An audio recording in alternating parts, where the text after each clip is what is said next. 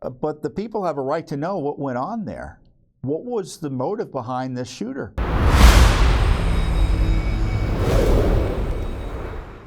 But it's not just here in Washington. We're doing the heavy lifting. We're all over the country. Our lawyers were, at least one of our lawyers was in Nashville, Tennessee this week for 2 days of court hearings related to the manifesto of that transgender extremist who murdered 6 innocents at the Covenant School in Nashville. Now, we had asked for through FOIA, the Tennessee FOIA law.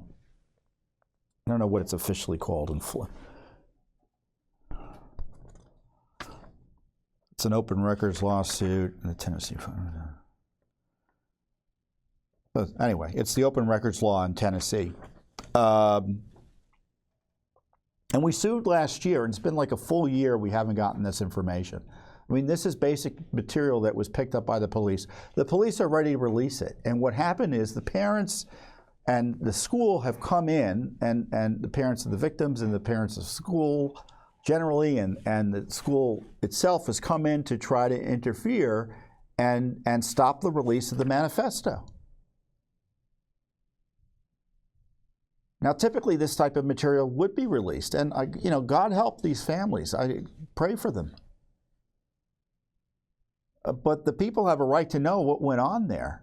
What was the motive behind this shooter? What was she doing? What was she thinking? Could it be prevented again by getting more insights there?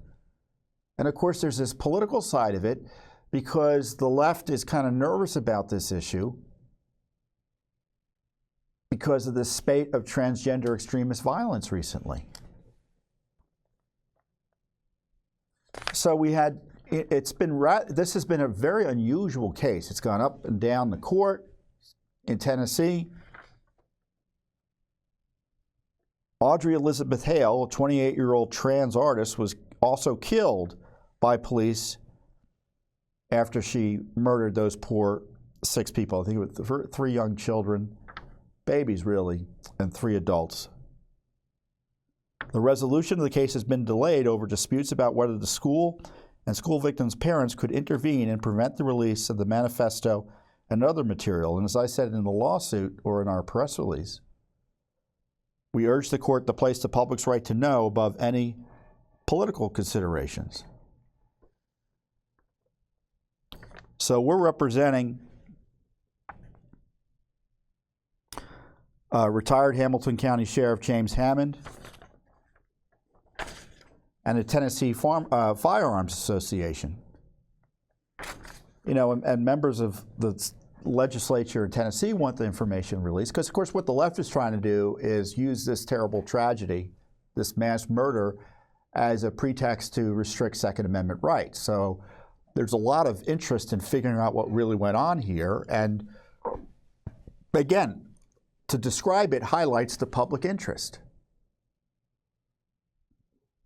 So Russ Nobile was representing our clients quite ably in these hearings in Nashville, and I think we have a clip of, give a little context. There's this unusual twist to the story that the parents have somehow obtained the copyright for the manifesto, or so it's been asserted, and therefore from the murderer's family. So the family victims own the copyright, they say, for the manifesto, and therefore we shouldn't be able to get them through our public FOIA request that predated their supposedly getting the copyright. I mean, I'm not a lawyer. We've been doing FOIA here at Judicial Watch a long, long time. This is like a mighty unusual argument to keep us from getting access to government records about a mass shooting. Copyright? Very unusual.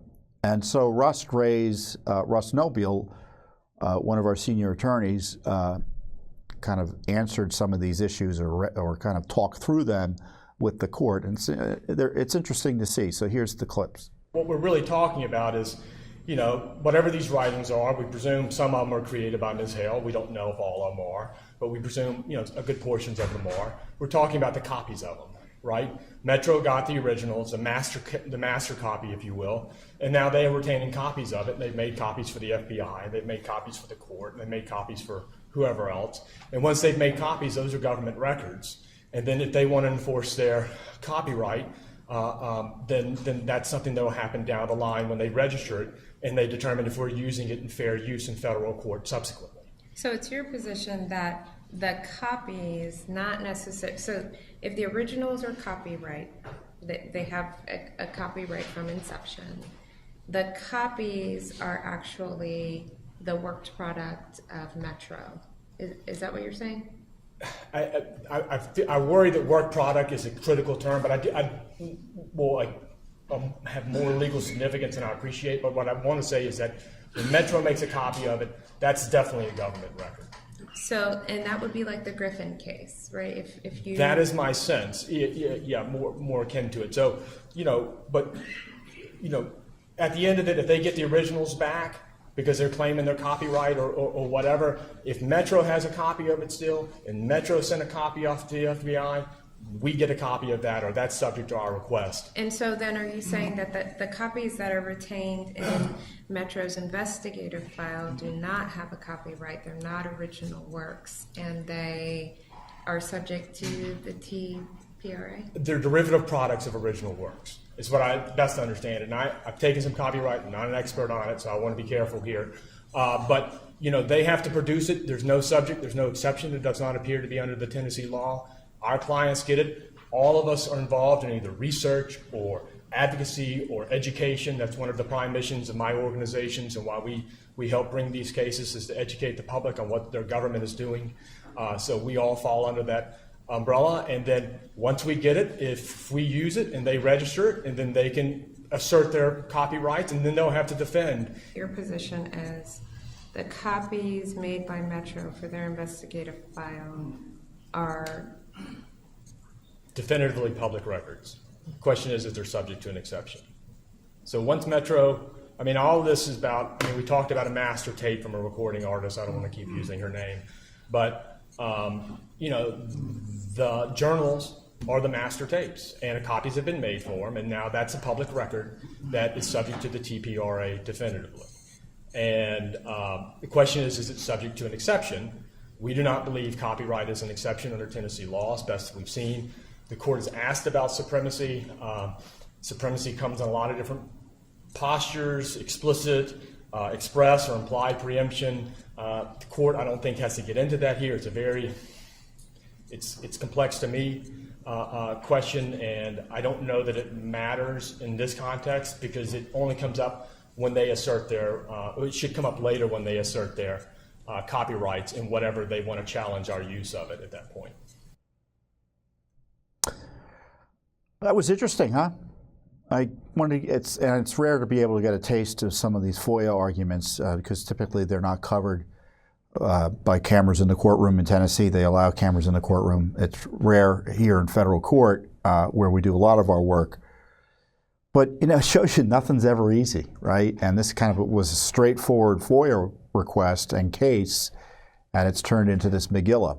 Now, the court did not decide about what she wants to do, and she asked for more briefing on these issues, including the copyright issue that Russ was talking about. So hopefully we get word soon, and I suspect no matter what happens, there'll be an appeal. So this case will continue. And your support's so important for our work, because what seems like a simple case requires, it's going to be probably 2 years by the end. It probably will be I shouldn't say 2 years, a year and a half at least for this one simple request to get fully litigated, and maybe we won't even get the documents in the end. And it's only because of your support are we able to kind of be in the case for as long as it takes to get these records and to follow up. So we'll see what happens here. Russ did good work. Our legal team is doing great work. It's been a lot of work on this battle about this terrible shooting. And of course, the left has a big interest in these cases, and so that's why it's important that we stand for the right to know there. So I'll let you know what happens when it happens. Thanks for watching. Don't forget to hit that subscribe button and like our video down below.